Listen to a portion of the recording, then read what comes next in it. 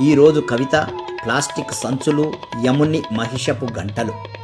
ఇంతింతై వటుడింతాయను భూమి సమస్తం వ్యాపించెను. నరజాతి నాశనానికి ప్లాస్టిక్ పెనుభూతంలా దాపురించెను. అమ్మ గర్భమావు గర్భాన కడలి తల్లి గుండెలోతున అడుగడుగున్న ప్లాస్టిక్ సంచులు నరజాతికి యముని మహిషపు గంటలు. తినే ప్లేటు తాగే గ్లాసు అడుగడుగున ప్లాస్టిక్ బాసు.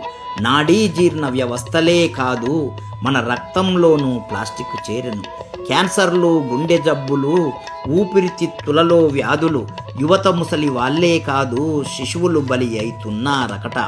ప్లాస్టిక్ బ్యాగులు మానేసి బట్ట సంచులను చేపట్టి కొన ఊపిరితో కొట్టుమిట్టాడు భూమాతను రక్షించుకుందాం.